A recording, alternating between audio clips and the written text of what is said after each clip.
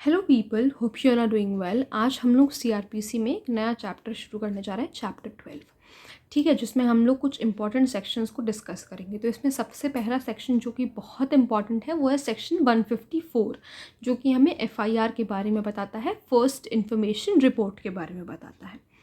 Chapter 12 की heading क्या है? Information to the police and their powers to investigate.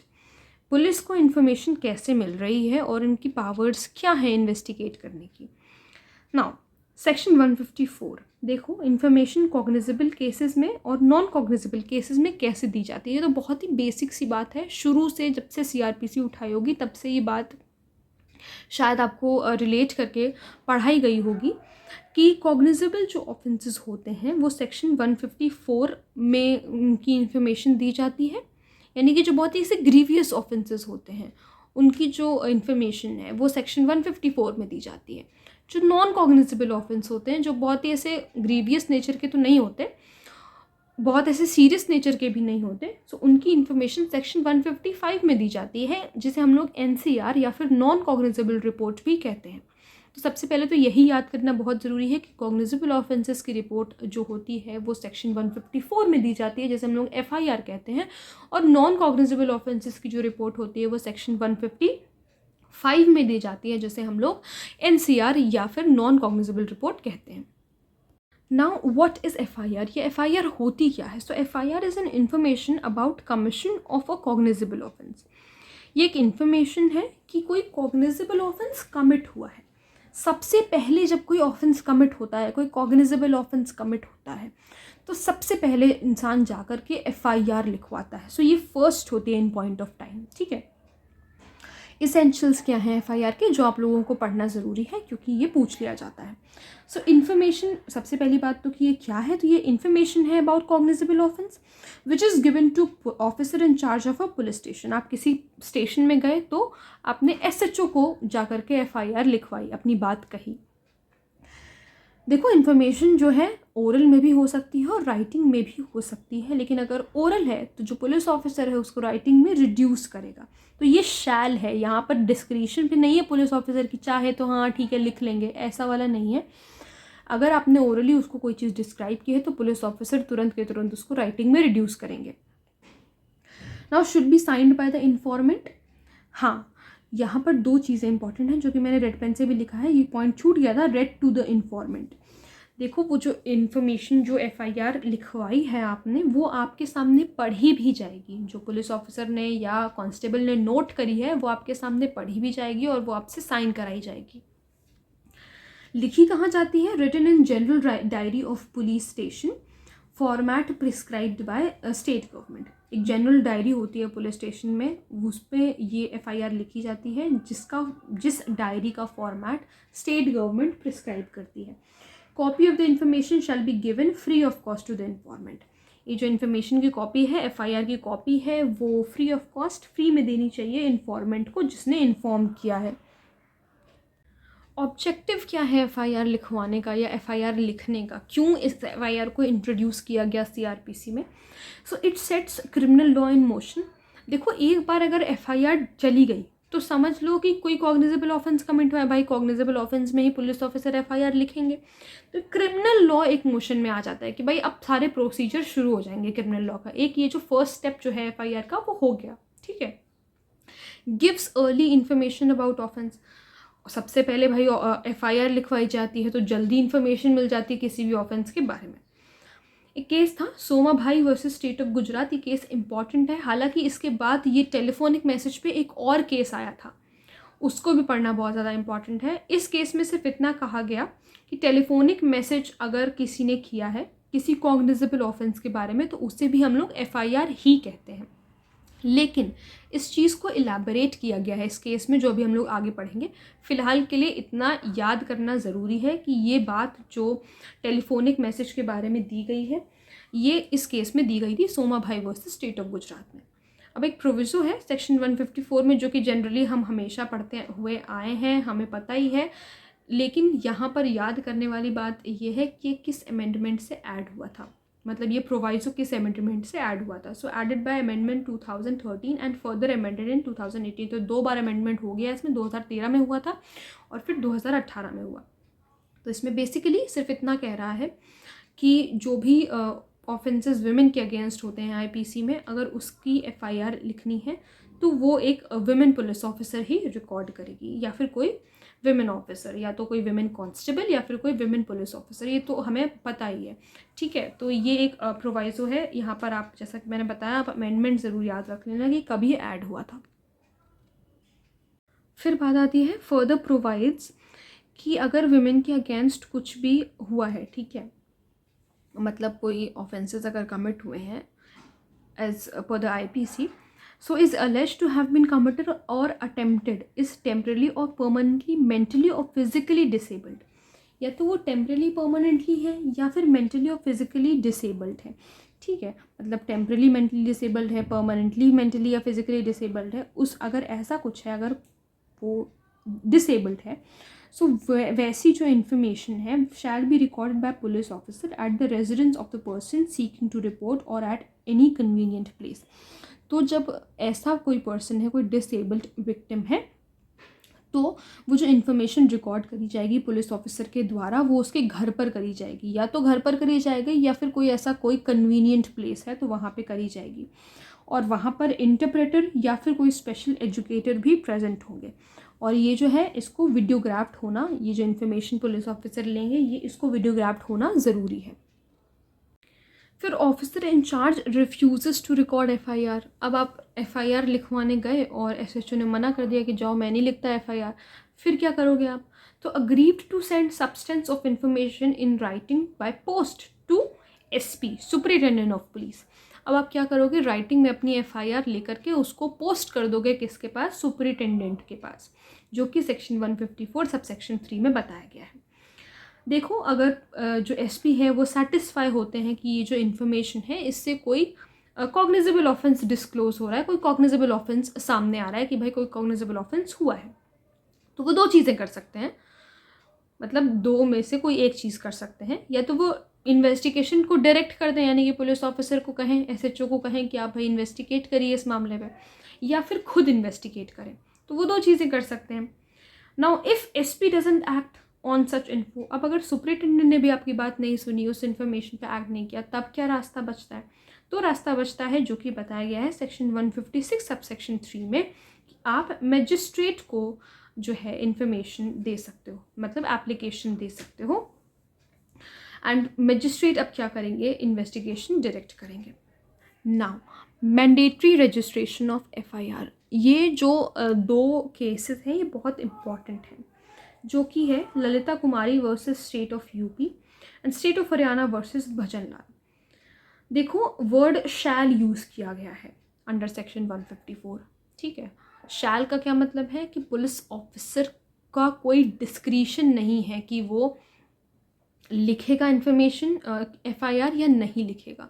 ठीक है, पुलिस ऑफिसर का कोई डिस्क्रिशन नहीं है। अगर कोई भी अग्रीव्ड पर्सन आया है और उसके हाल से देख करके ऐसा लग रहा है कि कोई कॉग्निजेबल ऑफेंस कमिट हुआ है, या कोई भी बता रहा है कि उसके साथ कुछ हुआ है, तो उसे एफआईआर लिखनी ही पड़ेगी। भले ही फर्दर इन्वेस्टिगेट करने पे पता चले कि वो कोई कॉग्निजेबल ऑफेंस नहीं था, नॉन कॉग्निजेबल ऑफेंस था, तो उसका भी प्रोसीजर हम लोगों ने पढ़ा है कि फिर वो डीम्ड कंप्लेंट में चला जाएगा, जैसे कि हम लोगों ने सेक्शन 2D में पढ़ा था, और जो पुलिस ऑफिसर है वो कंप्लेनेंट बन जाता है ना, तो वो एक अलग प्रोसीजर है। लेकिन इस शैल का मतलब ये है कि पुलिस ऑफिसर मना नहीं कर सकता एफआईआर लिखने से। और एवरी इन्फॉर्मेशन का मतलब है उसके पास जो भी इन्फॉर्मेशन है, यहाँ पर ना वर्ड रीजनेबल यूज़ हुआ है, ना वर्ड रीजनेबल सस्पिशन, ना वर्ड क्रेडिबल इन्फॉर्मेशन, यानी कि ना वर्ड रीजनेबल यूज़ हुआ है, ना ही क्रेडिबल इन्फॉर्मेशन। ये हम लोगों ने कौन से सेक्शन में पढ़ा था, आप बता सकते हैं? चलिए मैं ही बताती हूँ। यह हम लोगों ने रीजनेबल और क्रेडिबल वर्ड पढ़ा था सेक्शन 41 सीआरपीसी में, जिसमें बताया कि जब police officer without warrant arrest कर सकता है, तो पुलिस ऑफिसर बहुत सारे ग्राउंड्स पे विदाउट वारंट अरेस्ट कर सकता है, लेकिन अगर हम शुरू में थोड़ा सा देखें तो उसमें लिखा हुआ है कि अगर पुलिस ऑफिसर के पास कोई रीजनेबल कंप्लेंट आती है या कोई क्रेडिबल इन्फॉर्मेशन आती है तो ही वो अरेस्ट कर सकता है विदाउट वारंट। लेकिन एफआईआर में ऐसा नहीं है। एफआईआर में तो ऐसा है कि पुलिस ऑफिसर को जो भी इन्फॉर्मेशन मिल रही है उसको उस हिसाब से एफआईआर लिख देनी है बस। ठीक है, उसको FIR लिख देनी है। ठीक है, आप उसके लिए ये नहीं देखोगे कि किसी इंसान पे आपको सस्पिशन है या नहीं है, या फिर ये जो इन्फॉर्मेशन आई है ये किसी क्रेडिबल सोर्स से, किसी विश्वासु आदमी से आई है, ऐसा कुछ नहीं देखना है। जो भी इन्फॉर्मेशन आई है, every information has to be in the FIR, आपको अकॉर्डिंग टू सेक्शन 154 लिखनी ही पड़ेगी। So Lalita Kumari versus government of UP 2014 का केस है, रीसेंट केस है, तो इम्पॉर्टेंट भी बहुत है, हालांकि दोनों इम्पॉर्टेंट है। So the court has held that the police officer is duty bound to register FIR if the information discloses commission of a cognizable offence. Police officer को ड्यूटी बाउंड किया गया है यहाँ पर कि उसे FIR रजिस्टर करनी पड़ेगी अगर उस इन्फॉर्मेशन से लग रहा है कि कोई कॉग्निजेबल ऑफेंस कमिट हुआ है तो। So the police officer does not have an option to conduct an preliminary inquiry and then proceed to register FIR। यहाँ पे पुलिस ऑफिसर को ऑप्शन नहीं दिया गया है कि आपको अगर कोई आया कॉग्निजेबल ऑफेंस की इन्फॉर्मेशन लेकर के और आप पहले FIR रजिस्टर करने से पहले ही थाने से निकल गए कोई इंक्वायरी करने के लिए, तो ये आप नहीं कर सकते हो। ठीक है, आपको अगर कोई कॉग्निजेबल ऑफेंस की इन्फॉर्मेशन लेकर के आए तो पहले रजिस्टर करनी होगी FIR। तो ये इस केस में क्लियर किया गया। State of Haryana versus Bhajan लाल में कहा गया, 1992 का केस है ये। Supreme court has held that the word information in section 154 is not qualified by the term reasonable.